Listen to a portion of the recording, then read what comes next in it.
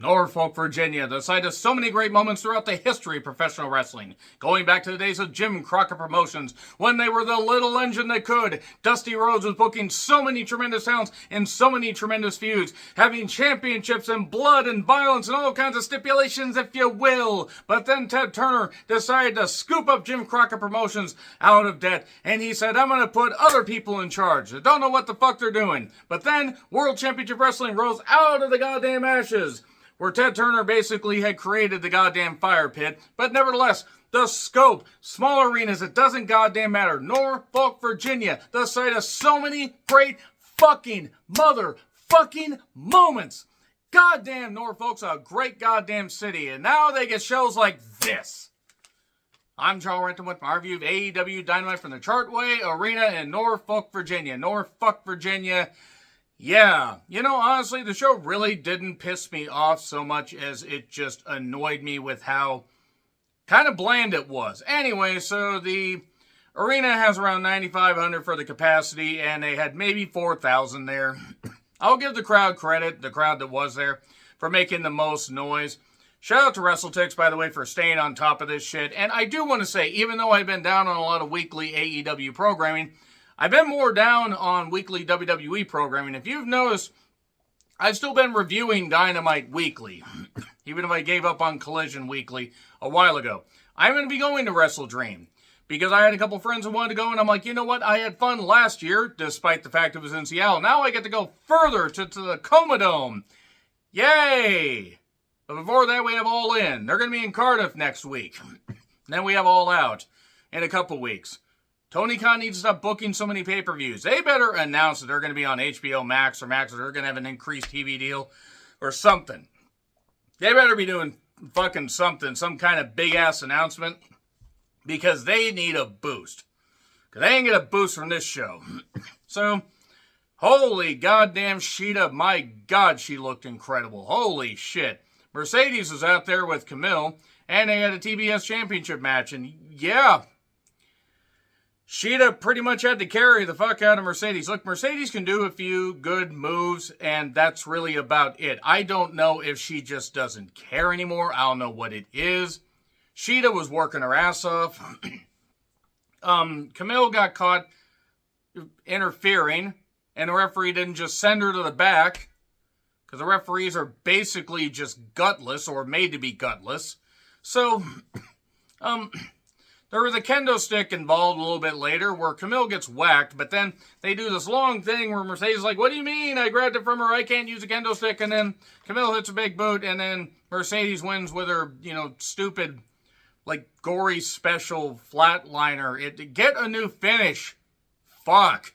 Get a new role in Hollywood. Just go. Mercedes has been a failure. Anyway, Brit music. And Camille was like, oh, I'm going to attack this fan that was dressed like her. And this fan's covered up. It's probably some indie wrestler. But then Britt comes through the goddamn crowd, just job walk out of danger. And then she gets and takes time to put on the glove on the apron. And Mercedes turns around like, oh, hi, you're there. I guess we should fight. Who fucking puts this shit together? Again, I want AEW to succeed, and when they do good stuff, I really like it, but god damn it. The lockjaw got stopped. And they open with the women. I really hope that the fans actually stuck around, but god damn it. So, last week, after Jarrett lost to Bryan Danielson, Hangman attacked him. And then we go to Floral Renee, because she was in a giant floral dress straight out of your mama's couch cushions, or grandmother's couch cushions, with Team TNA. Then Hangman blindsides him. Didn't we just see this? And him and Lethal fight to the ring. And then they have a match. With 5 dives from Lethal, and then Lethal gets rocked and sells and tries to come back, and Hangman wins with a buckshot. This stuff with Hangman is not working. He achieved his peak a while ago, which isn't saying much. And I really don't think that this is going to work. Oh, he's unhinged. He's a badass. Whatever. Recast of MJF versus Michael Oku at Rev Pro, whatever. Nothing against Red Pro. I don't know what the name of the actual event was. So, because Oku apparently was a friend of Will Ospreay's, and then they go to a package on MJF and Will Ospreay, and this was good shit. This was well done. We get comments from MJF, we get comments from Will Ospreay, the indie appearances for both, and, New Japan footage for Will. Will still won't do the Tiger Driver. I did wonder, they showed actual clips of a Punk match, Punk versus MJF, a couple of the dog collar match clips. And they're doing good stuff here. MJF was like, oh, I'm going to beat him in front of, his home country. Well done. This is the kind of shit they actually can do well because Tony has the money and he's willing to spend it. Then we go to Pac, and I forgot that Pac won a number one contenders match, I think a 4-way at some point. And yeah, he's going to get his shot in Chicago against either Ospreay or MJF. I keep forgetting that Pac is part of this company because he just comes and goes. Pandemic aside, because that was travel issues and all that stuff and travel restrictions. Pac just is always gone for periods at a time. And maybe he's on Collision. I mean, honestly, not a lot of people watch Collision, which is sad because there's some good stuff on Collision. I did see Thunder Rosa versus Deonna Purrazzo. That was pretty goddamn good. So then, Darby's on the streets of Seattle. Just somewhere. There's no traffic, so it was definitely nighttime. I have been to Seattle many times. Trust me, that place has a lot of fucking traffic. He talks about what AEW means to him. Talks about them signing Jack Perry before him. And that AEW is supposed to be a place that, more people could work. But it's a place where the elite are just going to hire their friends. At least he's being honest, but we've known this for a while.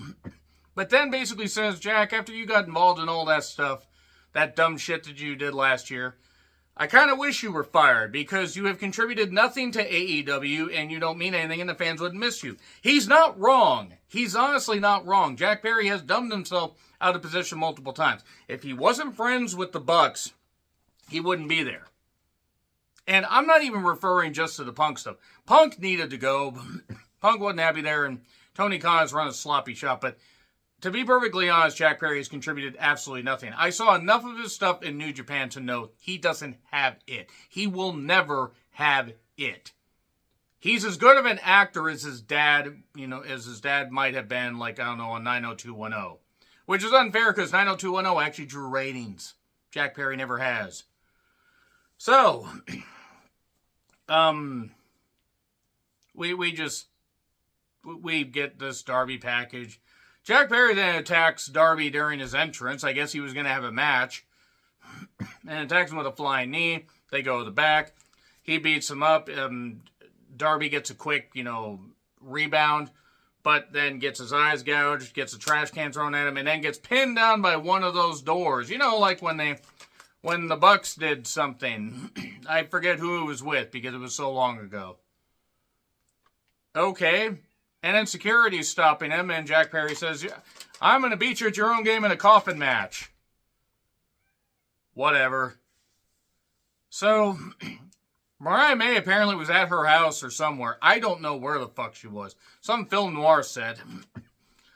Tony, it's like, you should be grateful that you're alive at the same time as me.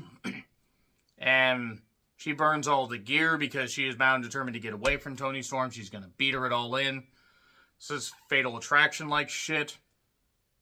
Granted, Mariah May has sunk her teeth into this role.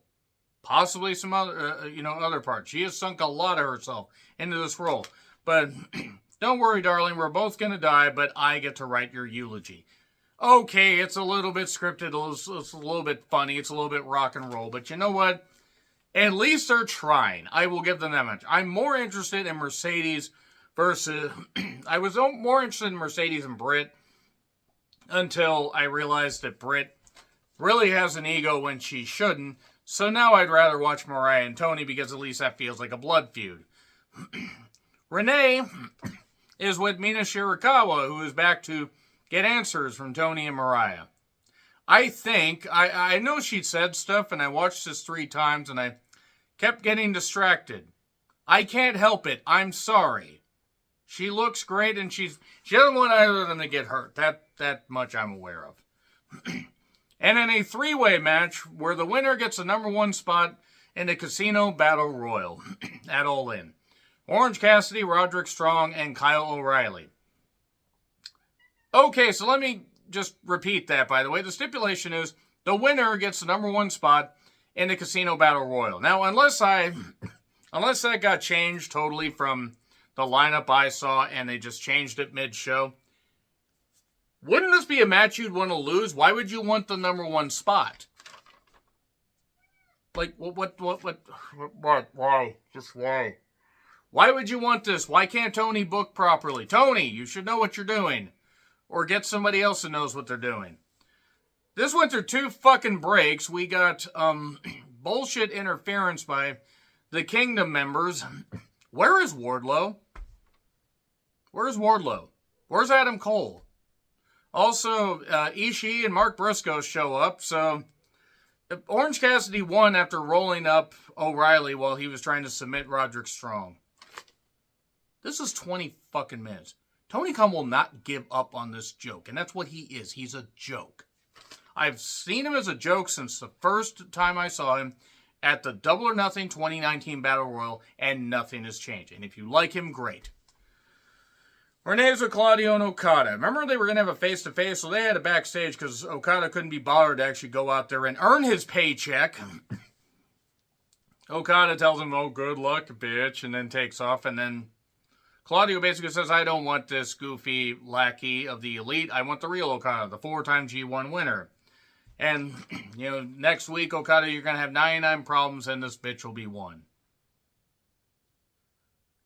I want to still cheer Okada. I can't. I fucking can't anymore. They have made it obvious that Okada is just... And that's fine if Okada's there for the paycheck. I don't blame him. But if he's not even going to put in any effort to try, why in the world am I going to care? So as Renee is with the patriarchy, basically Christian Cage on Collision counted down both the House of Black and the Bang Bang Gang and the Gang Bang Gang and all those people. And it's going to be Nick versus Kip on Rampage or Collision, I think. And something about who's going to challenge him for the Trios titles is probably going to be a three-way match to get everybody on the show. Shivani has Hook come to the ring. He's got a patch over his eye. He had the hat over his eye last time, so we can't see because of the fireball. The fireball that didn't touch him, but whatever. I can't see out of this eye, and Jericho, I'm sick of your shit. Jericho showed up. I hit fast forward because unless Jericho is going to drop over and we're going to poke him with a stick and he's going to be like, have chalk lined up over him, I don't want to hear what he has to say. And it's going to be Hook versus Big Bill at some point. I assume either on Collision or next week. And then it's going to be Hook versus Jericho at All In. Then the Acclaim jump the Bucks in their entrance. And we get referee Rick Knox refereeing this. This guy is terrible. This guy deserves to be ridiculed by live crowds until he just quits. Because he is bad. He is really fucking bad at his job. Anyways, the Bucks versus the Acclaimed. Remember when the Acclaimed won an Eliminator match and we just totally forgot about it, except for like the few people that care? Yeah, this went through two breaks. We got a ref bump. FTR tried to stop the goddamn title belt being used, but then a fracas led to FTR causing a DQ. And then Daniels is back and saying, well, the Acclaim lost, so I guess that means FTR are number one contenders. But then instantly says, you know what? I have an idea. Let's have these two teams face up, and the winner faces the Bucks at All In. Christopher Daniels, who I love, I met him at a couple indie shows. He's very nice guy, still work. I think he might actually have retired, which, you know what, he deserves it. He really does, because he beat his body up for fucking 30 years. But you cannot tell me, and I was at the show, by the way, where they fired him.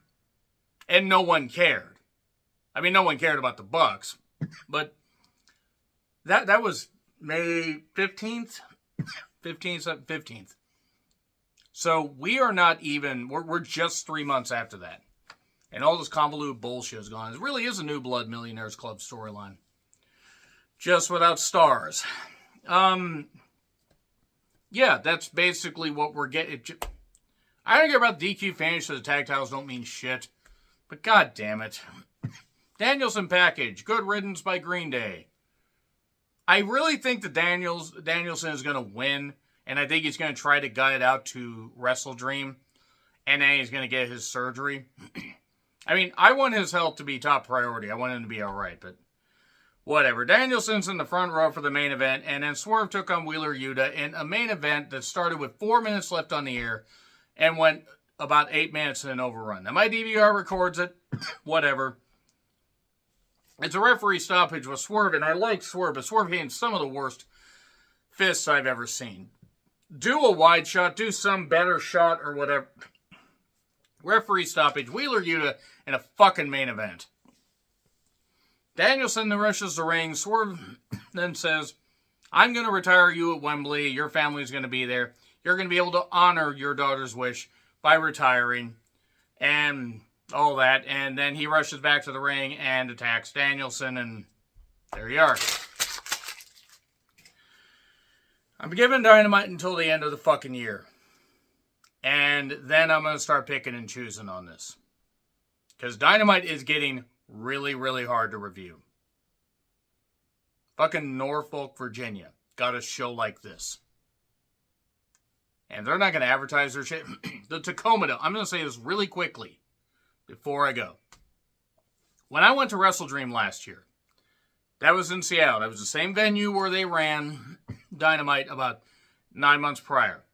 And they had 3,000 less people, thereabouts, for Wrestle Dream. They only had about 4,000 people for Collision the previous night. They only had about 3,000, 3,500 for the Dynamite in Everett, which holds around 10,000. They were running the Tacoma Dome that holds 21,000. They were set up maybe for 5,000 to 6,000, if that. I don't even know if they're set up for that many. They are going to be lucky if they do 10,000, even if they announce it's going to be Danielson's retirement. Tony's got to do something. He's got to do something really quick. New TV deal or not.